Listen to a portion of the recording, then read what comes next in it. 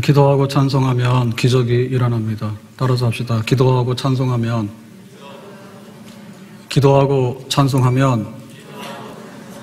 기적이 일어난다. 사도행전 16장 22절부터 무리가 일제히 일어나 고발하니 상관들이 옷을 찢어 벗기고 매로 치라 하여. 지금 바울과 실라가 매를 맞고 이제 감옥에 이제 갇히게 되는데요. 빌립보에서 전도하다가 이런 일을 당하게 됩니다. 23절 많이 친 후에 옥에 가두고, 여기는 이제 로마식의 퇴장인데 그 예수님께서 채찍이 맞을 때 피 터지고 하는 거 보셨죠? 그런 방식의 매입니다. 옥에 가두어서 든든히 지키려 했는데 24절에 그들은 깊은 옥에 가두고 그 발을 착고에 든든히 채웠더니, 그래서 손과 발을 사슬로 묶어가지고 움직일 수도 없고 도망갈 수도 없는 완전히 이제 밀폐된 공간에서 오도 가도 못하는 그런 환경에 처하게 되었습니다. 자, 근데 이제 여기서 새로운 모습이 보이는데 25절에 보니까 한밤중에 바울과 실라가 기도하고, 왜 밤중에 기도했을까요? 낮에 잡혀서 소란이 일어났잖아요. 그래서 이제 재판도 없이 그냥 매로 친 다음에 갖다 감옥에다 가둬버렸잖아요. 그러니까는 이제 아프고 정신 없는데 좀 정신 차리고 보니까 이제 한밤이 됐겠죠. 이래서 이제 정신을 가다듬어 가지고 기도하고 하나님을 찬송하며 죄수들이 있었더라. 그래서 이제 그 감옥에 있는 죄수들이 이 놀라운 광경을 이제 듣기도 하고 보기도 했습니다. 그리고 이제 기도하고 찬송했는데 여기까지가 참 하나님의 은혜예요. 우리가 하나님을 믿는다는 얘기는, 예수를 믿는다는 얘기는 사실은 하나님은 항상 보좌에 계셔요. 하나님이 뭐 이리저리 돌아다니지 않거든요. 하나님은 왕이신데 천지 만물을 지으신 분인데 하나님의 자리가 있죠. 여기 보좌거든요. 근데 하나님께서 이 땅을 구원하기 위해서 하나님의 아들을 인간으로 딱 한 번, 인간으로 이 땅에 하나님의 아들을 예수님 보내셨어요. 예수님은 부활승천하시고 보좌 우편에 앉아 계세요. 그래서 사실은 우리하고는 너무나 많은 이렇게 그 질적인 차이 내지는 떨어져 있는 거, 분리되어 있는 이런 상황인데, 그러면 이제 하나님은 성령을 보내주시고 예수님은 예수의 영 보내주시고 보혜사 성령을 보내주신단 말이에요. 그래서 이제 이게 성령을 이제 우리가 받게 되는 거죠. 성령 받게 되면 거기서 뭐가 나타나냐면 권능이 나타나요. 그래서 여기 귀신 들려서 점치는 아이가 있는데 자꾸만 괴롭히니까 이제 귀신 나가라 하니까 이제 귀신 나갔죠. 그러니까 이런 이제 성령, 하나님의 영이 우리 속에 오시면은 기적을 행하고 능력을 행하게 된다. 근데 또 이 성령은 우리 속에 임하게 되면은 항상 이렇게 능력만 행하는 게 아니라 우리를 인도해요. 오른쪽, 왼쪽, 빨간불, 파란불 이런 걸 하잖아요. 그래서 그 드로아에서 아시아 선교가 막히니까 바울이 어떻게 된 거냐 했더니 성령께서 그러면은 유럽으로 가라, 마게도냐로 가라, 빌립보로 가라 해서 이제 가게 되잖아요. 그러니까 이제 성령의 능력 있는 역사와 성령의 인도하시는 역사가 있는데, 여기 감옥 안에서 기도하고 찬송하는 거 뭐냐면 성령께서 은혜 주시는 역사예요. 뭐 특별하게 여기서 지금 당장에 능력을 행하는 건 아니고, 뭐 감옥 안에 있는데 다른 길이 있는 것도 아닌 거예요. 그냥 한밤에 매를 맞아서 상처가 나서 찢어지고 피가 나는 가운데 일어나서 기도하는 거예요. 기도할 수 없는데 기도하고, 찬송할 수 없을 때 찬송하고, 이게 성령께서 주신 은혜입니다. 아멘. 혼란과 핍박 중에도 성도는 신앙 지켰네. 이 신앙 생각할 때에 기쁨이 충만하도다. 하나님께서 심령이 가난한 자 복이 있다 했잖아요. 복 중에서도 제일 8번째 최고의 복이 뭐냐면 그리스도를 위해서 박해를 받는 자 복이 있다. 그러니까는 여기 지금 기도할 수 없는데 찬송할 수 없을 때 성령께서 임하시니까 우리가 이렇게 어려운 일을 당했고 부당한 일을 당했지만 참 하나님께서 우리에게 복을 주시는구나. 하나님 우리에게 많은 상을 주시는구나. 어려운 일이 있으면 사람들은 믿다가도 주저앉잖아요. 근데 이 알곡 신자들은 어려운 일이 있으면 더 주인의 품으로 가깝게 하나님께로 나가거든요. 어려운 일 당할 때 나의 믿음 적으나 의지하는 내 주를 더욱 의지합니다. 세월 지나갈 때에 의지할 것뿐일세. 무슨 일을 당해도 예수지합니다. 그러니까 성령께서 권능을 행하실 때도 있고 성령께서 아시아 말고 유럽으로 건너가라 할 때도 있는데, 감옥에 있을 때 주시는 성령의 은혜는 뭐냐면 기도하고 찬송하는 거예요. 기도할 수 없을 때 기도하고 찬송할 수 없을 때 찬송하고, 세월 지나갈수록 의지할 것뿐이네. 무슨 일을 당해도 예수지합니다. 계속해서 한밤중에 이제 기도 찬송하는 거죠. 그러면은 다음날 아침에 해가 뜨느냐? 일이 일어나요. 해 뜨기 전에. 그래서 보니까 26절에 이에 갑자기 큰 지진이 나서, 이에라고 하는 말은 이제 한밤중에 기도하고 찬송을 계속 하니까 죄수들도 들었잖아요. 그 감옥 안에 있는 사람도 들었잖아요. 그러면 이 기도 찬송은 누구한테 하는 겁니까? 하나님께 하는 거잖아. 그러면 사람들이 듣는데 하나님께서 듣겠어요? 못 듣겠어요? 하나님은 더 들으시죠. 예, 우리의 신음소리도 들으신다 했잖아, 하나님께서는. 그러니까 이해라고 하는 말은 하나님께서 들었다, 기도를 들었다, 찬송을 들었다. 그러면 하나님께서 침묵하시겠어요? 아니면 거기서 뭐라고 하시겠어요? 뭐 어떨 때는 침묵하겠죠. 근데 때에 따라서는 하나님께서 갑자기 개입하시는 거죠. 내가 지금 살아있어. 나를 찾았어? 나를 찾는 자가 나를 만날 것이고 나를 사랑하는 자가 내 사랑을 입을 것이다. 하나님께서 이제 여기 지금 빌립보 감옥에서 한밤중에 이렇게 찾으니까 알았다고, 그렇게 하시면서 이제 큰 지진이 나오게 되는 겁니다. 큰 지진이라는 얘기는 뭐냐면 하나님이 이곳에 도착했다, 하나님이 여기에 임재하고 있다, 바울 너 혼자 있는 게 아니야, 지금 내가 너와 함께하고 있어 라고 하는 하나의 그거를 우리가 느낄 수 있도록 하는 것이 뭐냐면, 하나님이 딱 오시면은 하나님께서 진동하는 거죠. 그런 거예요. 하나님께서 모세가 시내산에 가서 이렇게 40일 금식 기도할 때 하나님이 시내산에 강림하시잖아요. 하늘에 계신 하나님께서 시내산에 오실 때, 시내산은 바위산이거든요. 바위산이 진동해서 흔들리는 거예요. 그래가지고 영광의 구름이 임하고 그 다음에 바위산이 진동하고 해가지고, 여기 거룩한 산에 하나님의 거룩한 임재가 있구나. 그러니까 우리들은 거기에 함부로 다가가면 안 되겠구나. 그걸 느끼게 되는 거죠. 그래서 하나님이 개입하는 역사가 있습니다. 제가 어제 저녁에 이제 밥 먹으러 가는데 마당에 딱 나가니까 주차장 앞에 우리 그 나무들 있잖아요. 대추나무 있고 그 다음에 산수유 있고 그 다음에 벚나무 있고 그래요. 근데 거기 보니까 꽃이 피었어. 저는 어제 처음 봤어요. 어제 점심 때도 잠깐 나갔다 왔는데 못 봤거든요. 근데 저녁 때 약간 어두워졌는데도 보니까 뭐가 느낌이 이상하더라고. 딱 쳐다봤더니 산수유가 조금 피었더라고. 벚꽃도 피고. 아직도 못 보셨나요? 차 이거 운전하고 오느라 못 봤죠. 잘했습니다. 그 꽃 구경하다가 차 사고는. 근데 봄이 온 거예요.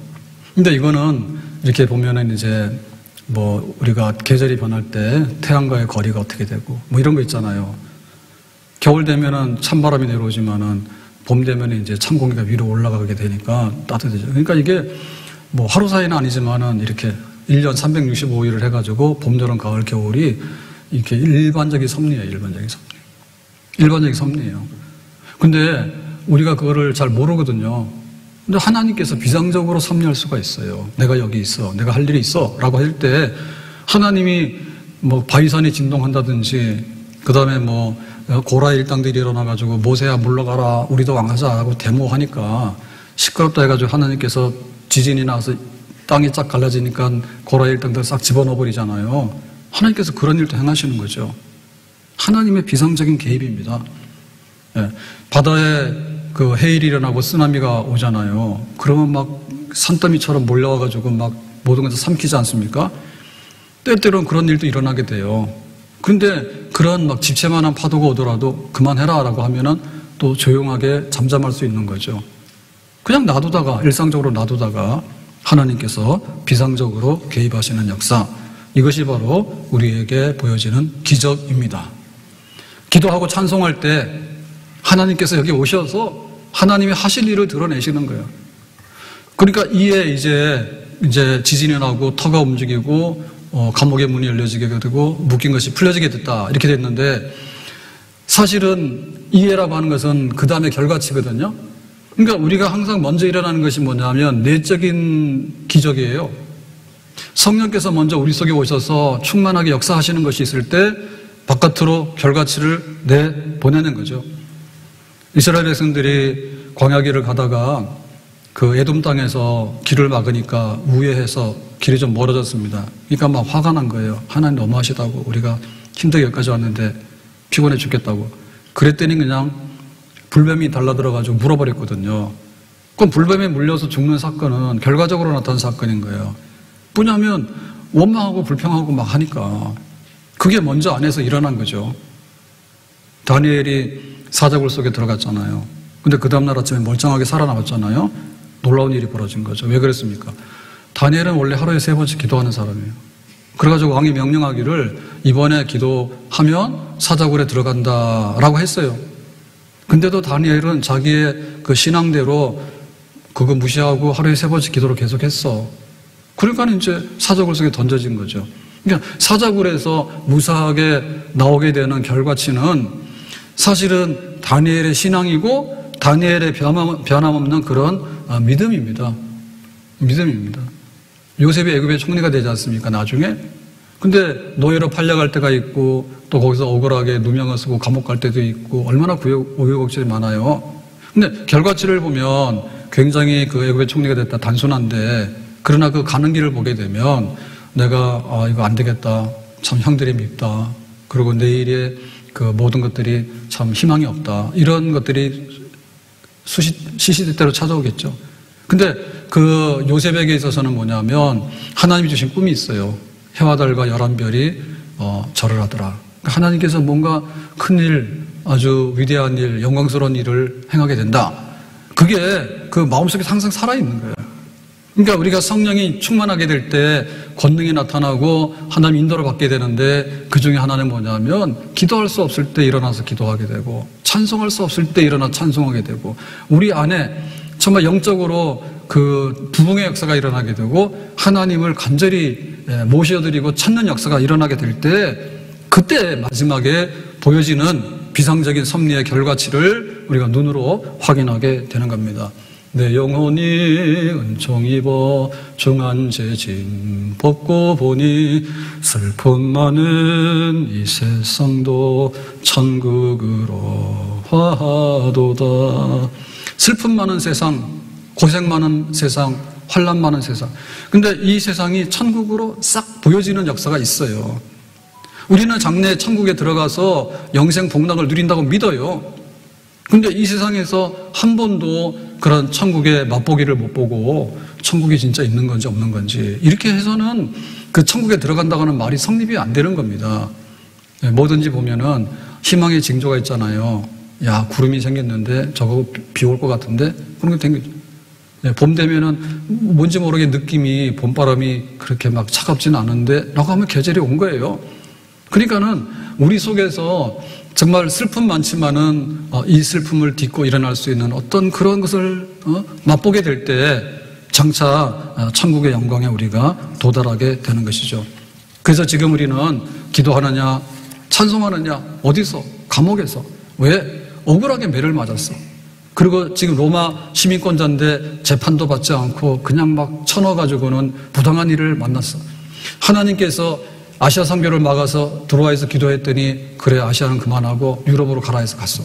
바울이 생각할 때 정말 하나님의 뜻을 따라서 여기까지 와서 또 자기가 부당한 일을 한 것도 아닌데 절차도 없이 이렇게 험악한 일을 당할 때 그때 기도하게 되는 거죠. 그때 그런 마음의 변화가 먼저 일어나야 되는데 우리도 그런 영적인 변화가 우리 안에서 먼저 일어나야 될 줄로 믿습니다. 그것이 그 이해라고 하는 큰 지진이 나서라고 하는 그 다음 단계를 우리에게 보여주는 거예요. 강영호 박사가 실명을 했습니다. 그죠? 그럴 때 자기 평생의 간증은 뭐냐면 빛은 내 가슴이에요.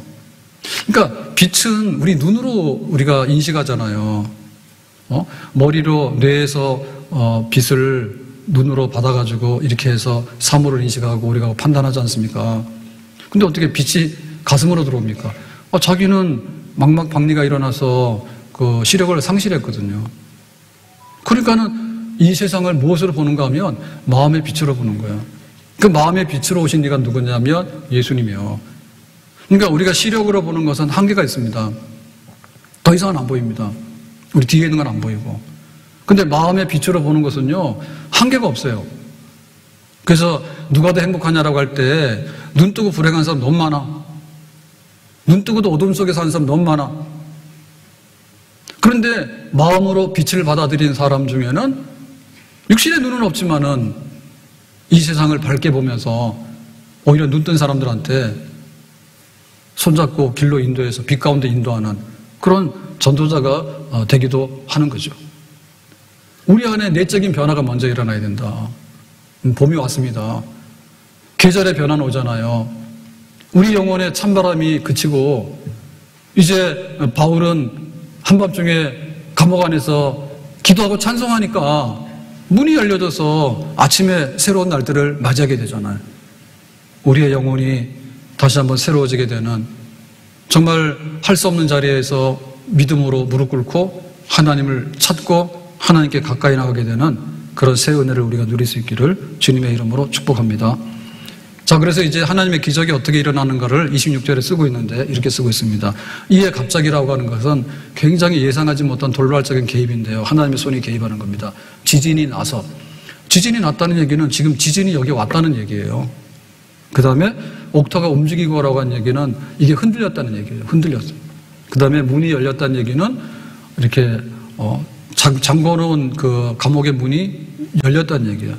그 다음에 사람들의 메인 것, 사슬, 착고에 손과 발을 묶어놨잖아요. 근데 그것이 풀어졌죠. 벗겨졌죠. 여기 보면은 지진, 움직임, 열림, 벗겨짐이라고 하는 적어도 이제 4가지의 동작이 연속적으로 이루어졌습니다. 4가지 동작이. 그래서 그 하나님의 기적의 역사는 뭐냐면 행하는 역사예요. 느낌이 아닙니다. 네가 잘 됐으면 좋겠는데 그거 바라만 보고 있으면 어떻게 해요? 잘 되게 해야지. 잘 되게 해야지. 하나님께서 행하신 역사예요. 하나님께서 여기에 개입하시는데 이렇게 맛만 보고 그냥 이렇게 옆에서 그냥 이게 그런 게 아니죠. 하나님이 개입하시는 거예요. 그래서 끝내버리는 거예요. 지진 났다, 흔들렸다, 열렸다, 풀어졌다. 하나가 끝나고 또 하나가 끝나는데 단순 과거형으로 해가지고 이게 행동이 종결된 겁니다. 그러니까 그 효력을 즉각적으로 눈으로 확인할 수 있는 거지. 그러니까 여기서 바울이 막 손에 묶인 거를 풀기 위해서 뭐 어떻게 했다든지 혹은 또 뭐를 어떻게 해가지고 지금 막 여기서 뭐 소란을 피웠다든지 이런 게 없어. 그냥 기도하고 찬송하는 거기에 하나님께서 개입하셔가지고 지진 나고 풀어가지고 나가라 해서 나가게 되는 것. 이게 순전히 하나님의 순식간에 일어나는 하나님의 개입의 역사입니다. 이것이 왜 가능할까? 하나님은 천지 만물을 지으신 분이라 빛이 있으라 하심에 온 세상에 빛이 있는 거예요. 우리가 이 빛을 비추려고 그러면은 우리의 그 빛이라고 하는 것은요, 전 어둠을 다 해결할 수는 없어요. 근데 하나님이 빛이 있으라 하니까 온 우주가 빛 가운데 있게 되는 거예요. 이 바다와 하늘을 분리시키는데 하나님께서 이제 하늘과 바다가 분리되고 또 바다와 육지가 분리돼가지고 이 형체를 드러내라 하니까 그게 한 말씀 안에서 순식간에 이루어지게 된 거죠. 그러니까 하나님 개입하셔서 여기 감옥 안에서 역사하는 일은 천지 만물을 지으신 하나님의 역사에 비하면 이거는 거의 식은 죽 먹기입니다. 너무나 간단한 일입니다. 그 역사에 일어나게 돼요. 내가 산을 향하여 눌리리라 나의 도움이 어디서 올고 천지를 지으신 여호와에게서로다. 강 가운데 지나든지 물 가운데 지나든지 불 가운데 지날지라도 해봤지 않는다 했는데 홍해바다를 우리가 볼 때는 엄청난 바다죠. 근데 하나님께서 볼 때는 홍해바다가 잠깐 이렇게 물기둥이 서 있어서 육지를 만드는 일은 그리 어려운 일이 아니에요. 우리가 풀무불 속에 던져지게 되면 순식간에 다 녹아버릴 거예요. 근데 하나님께서 그 가운데서 불로부터 보호하시는 역사는 쉽게 할 수 있는 일이죠. 그 하나님의 역사가 지금 개입되는 거예요. 하나님의 아들 예수님께서 오셨을 때도 많은 하나님의 능력의 기적들을 보이셨어요. 갈릴리 바다가 풍랑이 막 일어나서 파도 칠 때 제자들이 두려워하니까 바람은 좀 조용하라 라고 하니까 말귀를 알아듣고 조용했어요. 왜냐하면 천지를 지으신 하나님께서, 바람을 지으신 하나님께서 말씀하니까. 귀신들 나가라 했는데 군대 귀신도 그냥 한번 나가버렸어요. 안진뱅이가 일어날 수 없는데 손잡아 일으키니까 안진뱅이 일어나게 되고, 소경이 눈을 뜨게 되고, 예수님께서 그런 일을 행하셨어. 그러니까 지금 이 빌립보 감옥 안에서 기도 찬송할 때 하나님께서 오셔가지고 여기 어떤 일이 있는데 내가 무엇을 할까라고 할 때 하나님께서 흔들어 놓고 풀어놓고 문 열어놓고 나가라 하는 일은 순식간에 일어날 수 있는 하나님의 산 역사가 되겠죠.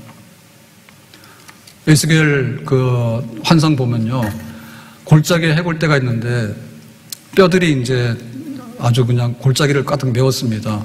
하나도 이제 생명도 없고 희망도 없고 힘도 없는 거죠.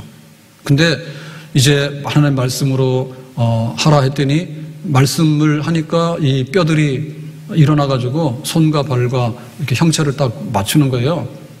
근데 움직임은 없잖아요. 그래서 이제 생기를 불어넣으라 하니까 생기가 들어가게 되니까 정말로 살아있는 그런 산 군대를 이루어서 나오더라 이죠. 하나님께서 개입하실 때 어둠 가운데 있는 사람에게 빛 가운데로 해놓고, 병들어 있는 사람들에게 병이 없는 그런 제 위치로 갖다 놓고, 가난해가지고 양식이 없어가지고 굶주리고 있는 사람한테 밥 먹고 양식 줘가지고 힘없게 하고, 정말 사건 속에서 휘말려가지고 어려운 일을 당하고 있을 때 하나님께서 평화롭게 사건을 잘 수습해가지고 평강으로 이렇게 인도해 주시고라고 하는 일.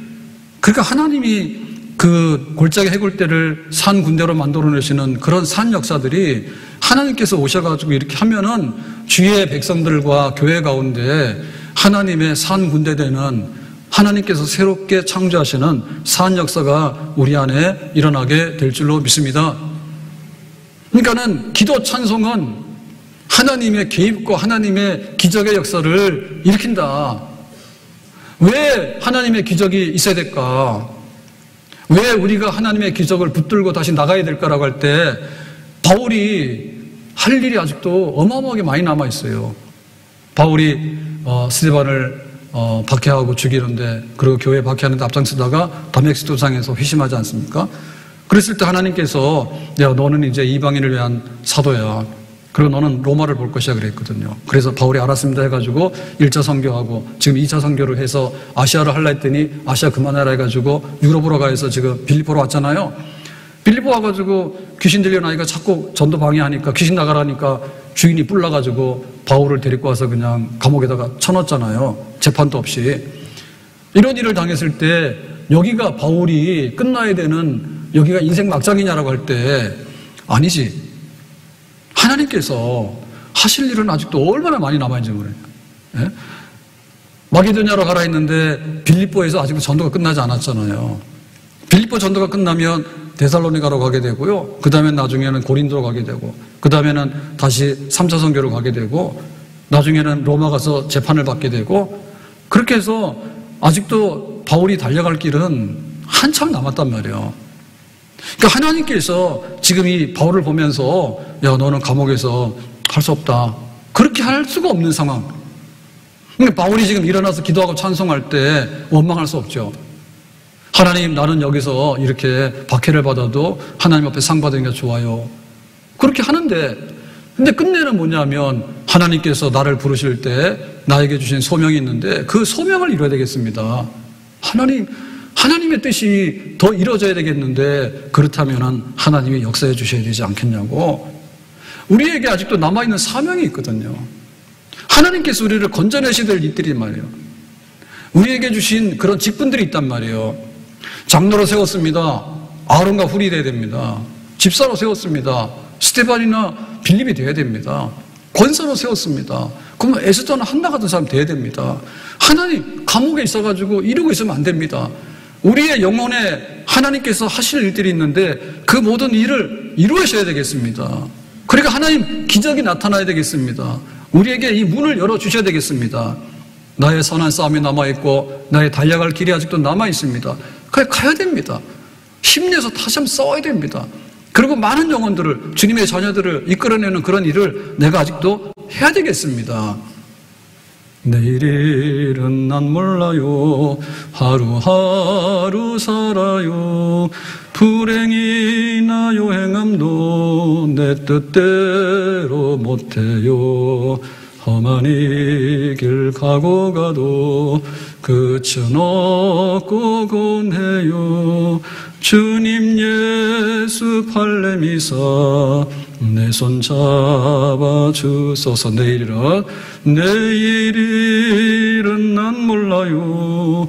장래일도 몰라요. 아버지여 날 붙드사 평탄한 길 주옵소서. 내일은 난 몰라요. 장래일도 몰라요.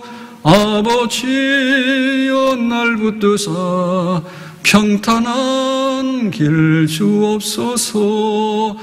빌립보는 시작이에요. 빌립보 시작이에요. 고린도도 가야 되고 로마도 가야 되는 거예요. 하나님 이제 여기서 새로운 길이 열려져야 되겠습니다. 한 번만 더 힘을 주시면 하나님 비상적 개입하셔야 되죠. 삼손이 이스라엘의 사사인데 나귀 턱뼈 하나로, 칼이 없어요. 나귀 턱뼈 하나, 썩은 나귀 턱뼈 하나 가지고 블레셋 사람을 1천을 쳐서 죽였다고. 그 정도로 힘이 있는데 들릴라고 놀았죠. 그러다가는 잡혀가지고 두 눈을 뽑히고 사슬에 묶이고 그랬잖아요. 하나님 한 번만 나에게 힘을 주시면 지금 내가 여기서 내 일이 끝날 수가 없습니다. 하나님이 불러주신 이스라엘의 사사로서 그동안 못했던 것 하나님 한 번만 힘 주시면 내가 다시 한번 일어나서 그 일을 하겠습니다. 하나님이 지금 비상적으로 나에게 힘을 주셔야 되겠습니다. 여호수아가 기본을 구출하기 위해서 달려갑니다. 밤새 달려가서 새벽에 기습해가지고 이제 그 전쟁을 승리하게 되는데 아모리 족속들을 쳐서 이제 기브온을 구원하게 되거든요. 그때 이제 해가 지는 거예요. 여호수아 10장 12절에 보니까 여호와께서 아모리 사람을 이스라엘 자손에게 넘겨주시던 날에 여호수아가 여호와께 아뢰어 이스라엘 목전에서 이르되, 그러니까 기도하는 겁니다. 전쟁이 한참 진행되고 있는 중에 태양아 너는 기브온 위에 머물러라. 달아 너도 아이론 골짜기에 그리할지어다. 그러니까는 오늘은 해지지 말고 오늘은 달이 뜨지 말아야겠지. 그럼 뭡니까? 시간이 멈추라는 얘기죠. 그러니까 이런 기도를 드렸다, 여호수아가. 왜냐하면 이 전쟁이 지금 해가 지면 끝나게 되면 적들은 도망가게 되고 완전한 승리를 이룰 수 없잖아요. 하나님 우리에게 승리를 주세요. 그리고 완전한 승리를 주세요. 그래서 이 전쟁이 24시간 시간 연장으로 인해서 끝날 수 있도록 해주세요. 이 믿음의 기도인 거죠. 그러니까 하나님께서 여기에 이제 응답해 주시는 거예요.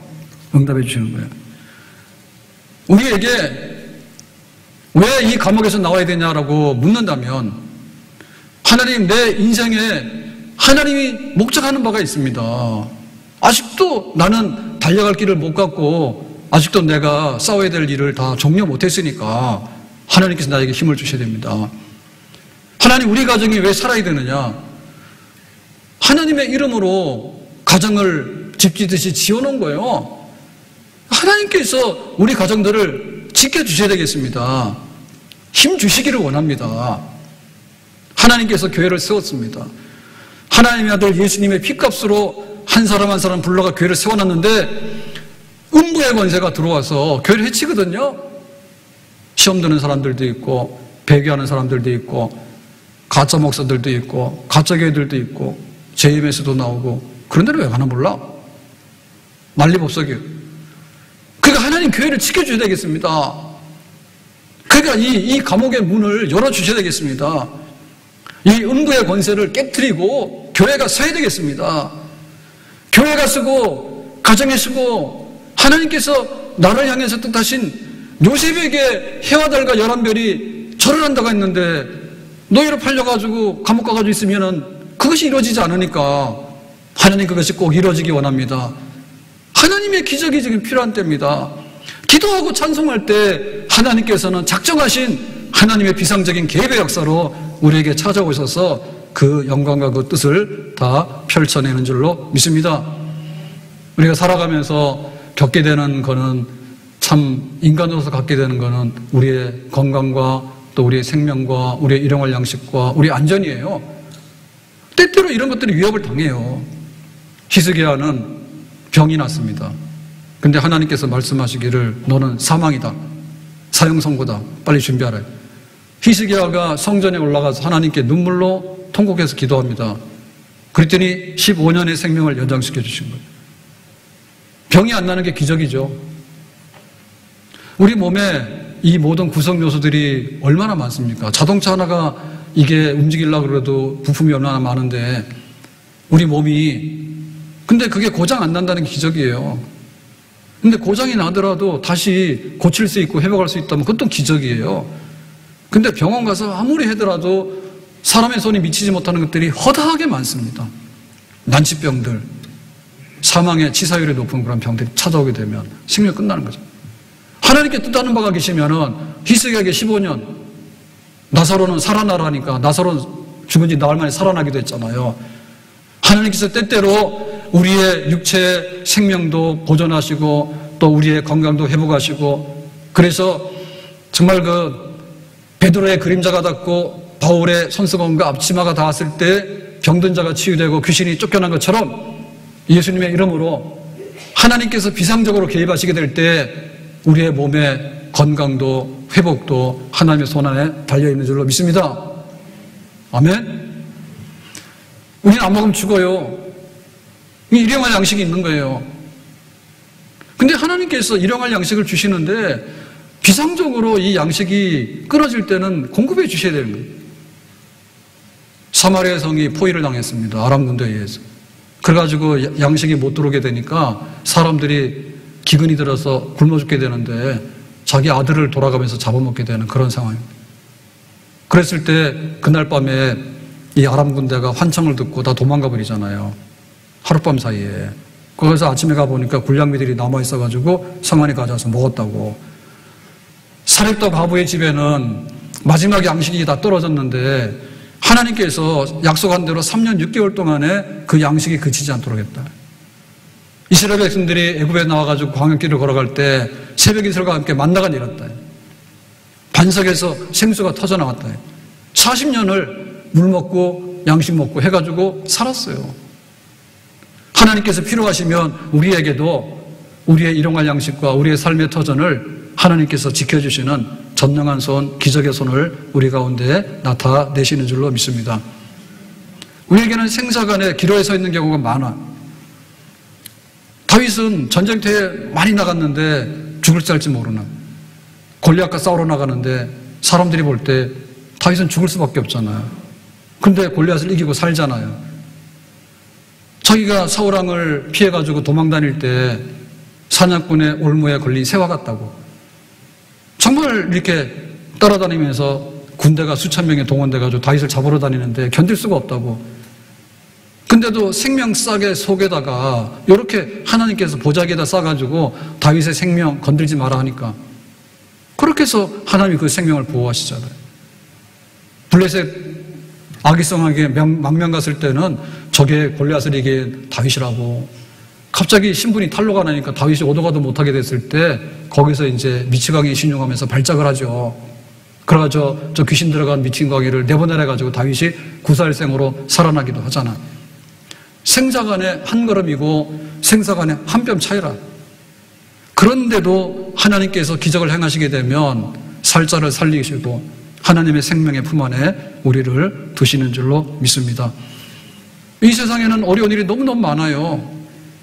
그때마다 하나님께서 필요하시면 때로는 비상적인 개입을 하셔가지고 열기도 하고 풀기도 하고 내보내기도 하고, 그래서 우리에게 하나님께서 덤으로 주시는 내일 아침을 맞이하게 되고 인생의 새날을 맞이하게 되는 그런 산 역사가 있는데 우리가 때때로 그런 은혜를 입어야지 달려갈 길도 선한 싸움도 다 싸우게 되는 줄로 믿습니다. 오 놀라운 구세주 예수 내 주 참 능력의 주시로다. 큰 바위 및 센전한 그곳으로 내 영혼을 숨기시네. 메마른 땅을 종일 걸어가도 나 피곤치 아니하며 저 위험한 곳 내가 이를 때면 큰 바위에 숨기시고 주 손으로 덮으시네. 메마른 땅을 종일 걸어가도 나 피곤치 아니하며 저 위험한 곳 내가 이를 때면 큰 바위에 숨기시고 주 손으로 덮으시네. 욥이 얼마나 큰 시험을 당합니까? 정말 목숨만 붙어있지 자식 잃고 재산 잃고 건강 잃고 자기 친구들 잃고 다 잃었잖아요. 오직 나의 가는 길을 그가 아시나니 그가 나를 단련하신 후에 내가 순금되어 나오리라고. 정말 하나님 앞에 인내하고 기도하고 그때를 기다릴 때 욥을 축복의 사람으로, 갑절의 축복의 사람으로 하나님께서 회복해 주신 줄로 믿습니다. 지금 바울이 성령의 은혜를 입어가지고 이제는 핍박자가 아니에요. 그리스도의 증인이에요. 하나님의 인도하심을 따라서 순종했어요. 아시아 그만두라고 하면 아시아도 그만뒀어요. 이제는 빌립보로 왔어요. 빌립보에서 귀신 들린 아이가 자꾸만 회방하고 하니까 귀신 나가라 해가지고 그 아이를 고쳤어요. 그런데 뜻밖에도 감옥에 들어가가지고 잡혀가지고는 이렇게 재판도 없이 부당한 처사를 당했을 때 얼마나 육신적으로 아프고 얼마나 마음적으로 상처가 크겠어요. 그리고 하나님께서 도대체 어떤 하나님이길래 이렇게 오도 가도 못하는 막다른 골목에 내가 빠지게 할까라는 생각도 할 수 있었겠죠. 그러나 시험에 들지 아니하고 한밤중에 피곤한데 상처가 나서 아픈데 상처를 딛고 일어나서 낙심을 딛고 일어나서 원망을 딛고 일어나서 세상 사람들이 모르는 그 시간에 하나님 앞에서 기도하고 찬송하는 거룩한 경건의 모습으로 하나님을 찾게 될 때 하나님께서는 다시 바울을 끌어내시고 더 넓은 곳에 가서 더 크게 바울의 사역을 통해서 영광 받으시는 그런 앞날을 여신 줄로 믿습니다.